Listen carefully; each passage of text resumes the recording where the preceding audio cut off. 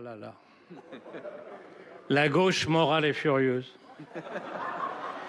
La gauche morale est en colère. Vous savez, la gauche morale, celle qui nous dit « faites ce que je vous dis, mais ne faites pas ce que je fais ». La gauche morale qui nous dit, comme le rappelait Monsieur le ministre tout à l'heure, nous sommes scandalisés que vous utilisiez le 44.3 alors qu'elle l'a allègrement utilisé lors du vote de la loi Touraine. La gauche morale qui nous dit c'est très démocratique de déposer 50 amendements sur chaque article et de faire 20 explications de vote pour chacun d'eux, mais que ce n'est pas démocratique d'adopter une procédure destinée à couper court à ce qui n'est même plus une obstruction, mais une tentative de destruction de la procédure parlementaire. Nous avions un point d'accord au début de l'examen de cette loi, celle de ne pas donner le lamentable spectacle de l'Assemblée nationale. C'est terminé depuis longtemps. Il y avait une ZAD à l'Assemblée nationale, une zone à délirer des mélenchonistes qui n'ont toujours pas compris que l'Assemblée n'est pas une AG de l'UNEF.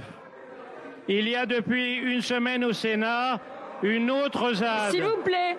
La zone d'amendement débridé des trois partis de la NUPES qui poursuit exactement le même but, c'est-à-dire d'organiser l'impuissance du Parlement en l'empêchant d'aboutir à ce qui est son rôle essentiel, le vote de la loi. Eh bien, nous allons faire en sorte que le Sénat fasse le boulot pour lequel nous ont élus les Français.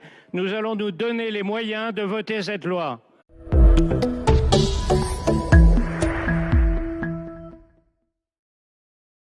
Après l'incendie des cartes de gendarmerie il y a un mois à Sainte-Soline, le 1er mai à Paris, ce sont les policiers eux-mêmes qui ont été transformés en torches vivantes.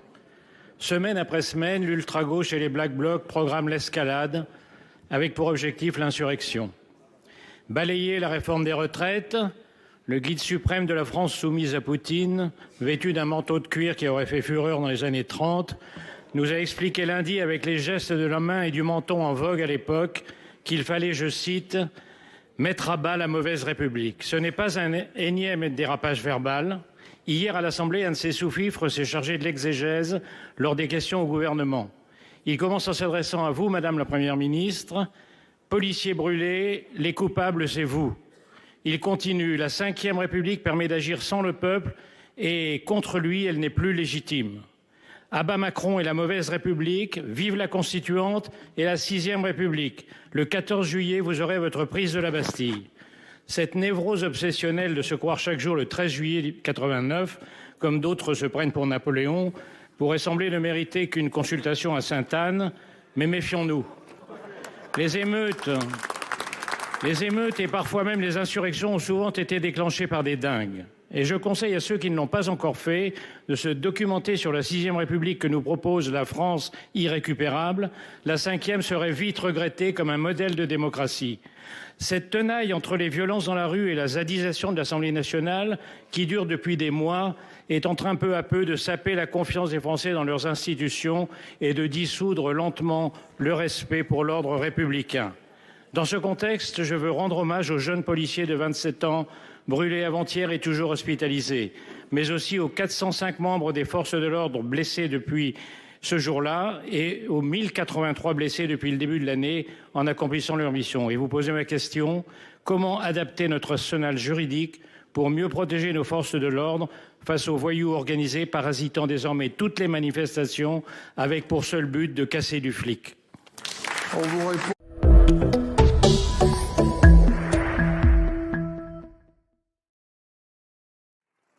Merci. La parole est maintenant au président Claude Malhuret pour le groupe Les Indépendants, République et Territoires. Madame la Première ministre, les violences de ces derniers jours ont été condamnées par la quasi-totalité des formations politiques. Seule, une fois de plus, l'une d'entre elles s'en est exemptée. En refusant d'appeler au calme, les dirigeants de la France soumise à l'émeute confirment qu'ils sont bien les ânes de Troie du séparatisme dans notre pays. En demandant qu'on épargne les bibliothèques et les écoles, ils autorisent les émeutiers à brûler tout le reste, les commerces, les mairies, les maisons des élus.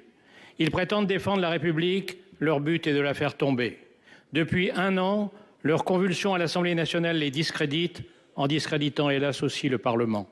Cette fois-ci, c'est la fois de trop, et le peuple français qu'ils prétendent à tort incarner s'en souviendra longtemps, tout comme s'en souviendront sans doute leurs plus proches alliés politiques, désormais honteux de cette alliance contre nature.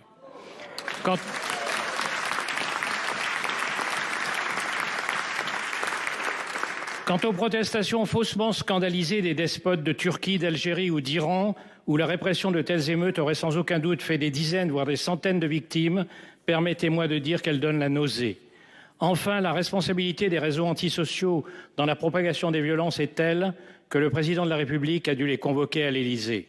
Barack Obama disait que ces réseaux sont devenus l'une des principales menaces contre nos démocraties. La preuve est là.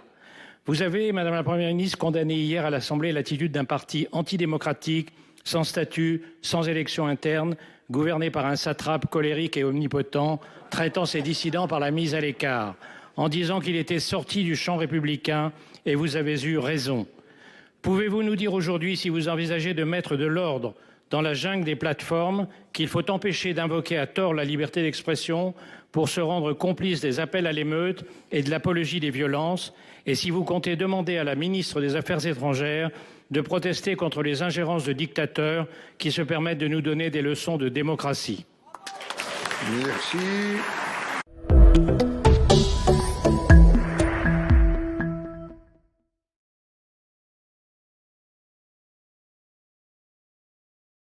Il y a quelque chose qui a changé dans le paysage et c'est une nouvelle qui me réjouit. La NUPES est morte.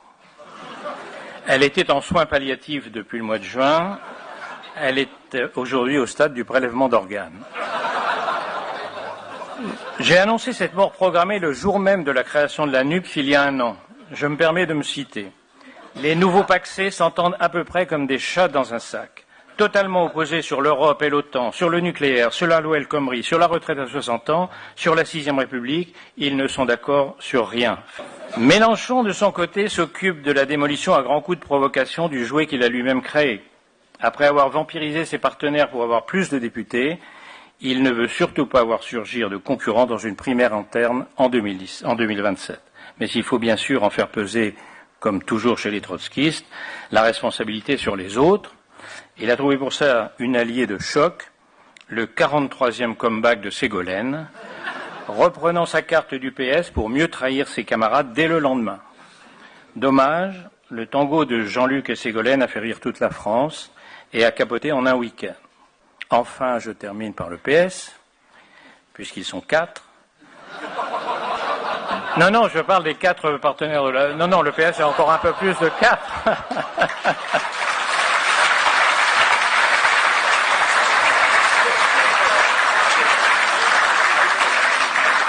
Le PS, ou plutôt les 50,1% du PS, bourrage d'urne compris, qui soutiennent Faure. Ils se réveillent d'une longue léthargie. Quand Mélenchon a réintégré Quatennens, Faure n'a rien dit. Quand ils ont réintégré Bouaf, Faure n'a rien dit. En fait, Faure n'a jamais rien dit. Faure, c'était le petit chien en plastique sur la lunette arrière qui dit oui pendant tout le voyage. Mais les européennes arrivent, et le trajet à 4 dans la Blablacar marquée NUPES, c'est fini. Il n'y aura pas de liste avec la France indésirable. Tout cela confirme une règle historique. Après avoir tenté de tout détruire autour d'eux, de tout conflictualiser, les extrêmes finissent par se détruire eux-mêmes parce que leur nature est la violence.